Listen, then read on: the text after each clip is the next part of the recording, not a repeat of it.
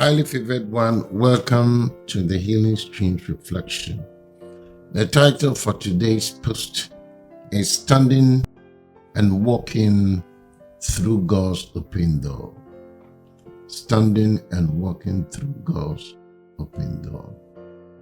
In 1 Corinthians chapter 16, verse 5 to 9, the Apostle Paul declared, I shall come to you after I've gone through Macedonia, for I have to go through Macedonia. I shall probably spend some time with you, perhaps the whole winter, and then you can help me to continue my trip.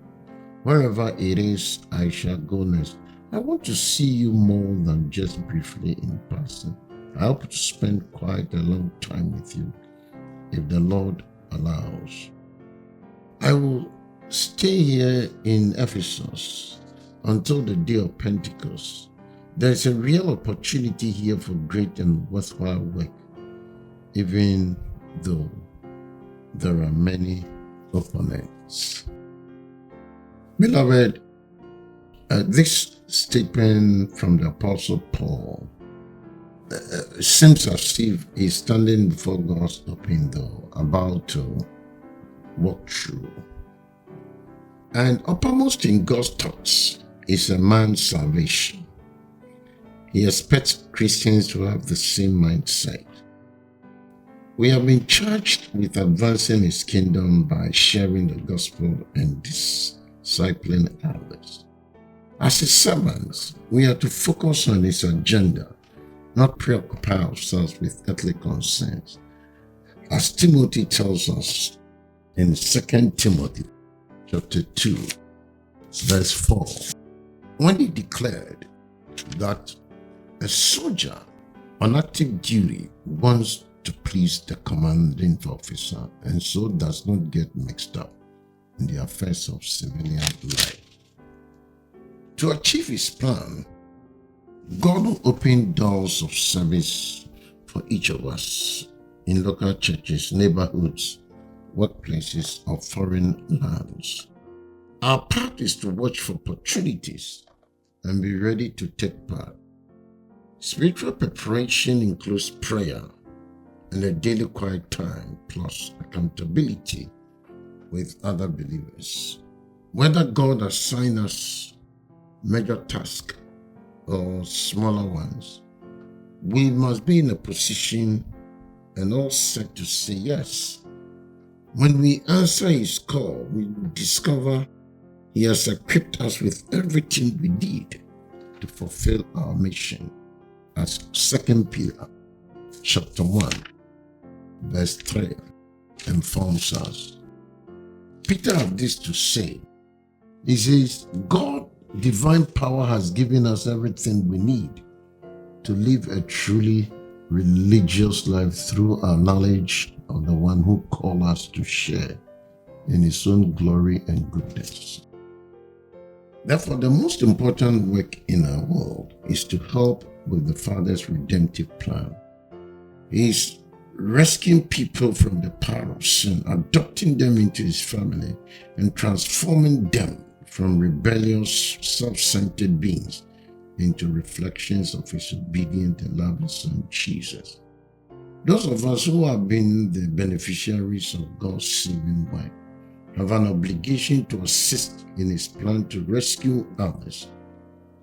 We have a responsibility to prepare ourselves by surrendering our desires for His, committing to know Him better, and obeying His directions.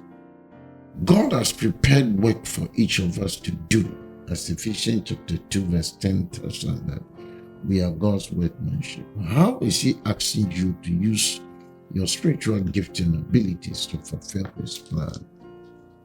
That is why in 2 Corinthians chapter 5, verse 20-21, the Apostle Paul declared that here we are, then speaking for Christ as though Christ Himself were making His appeal through us.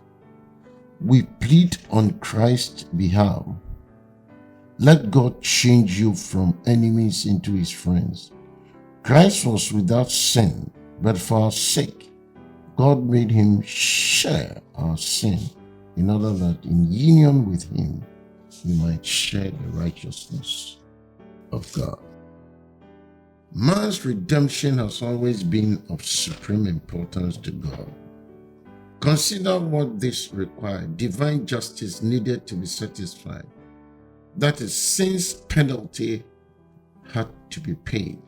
In addition, forgiveness had to be provided for everyone guilty of sinning against the Lord. The solution was costly: to redeem mankind. The Father sacrificed his one and only Son to die in our place. All who believe in the saving work of Jesus Christ have received incalculable blessing. They have been reconciled to the Lord, made part of his family, and given life eternal. God has charged believers to spread the good news of salvation around the globe and make disciples of all nations. Matthew 28:19. When he opens doors of service for us, we can walk through them confidently. We have his indwelling spirit to strengthen, guide, and equip us. We will be able to carry out our assignment because of his amazing divine power. Romans 8:11, Ephesians 3:16. So why should we ever be reluctant to do as God asks? Many times our perspective is short-sighted. Perhaps we cannot see how to add one more task to our schedule, or we allow insecurity about criticism, failure, or finances to drive our decisions. None of these things prove an obstacle to the Lord. However, he can open up windows of time, stretch our paycheck, and give us victories in ways we couldn't imagine in our human thinking. God is waiting for his children, such as you and I, to accept the high calling of serving him as ambassadors for Jesus Christ. What answer will you give him? Thanks for listening, and may the good Lord richly bless you.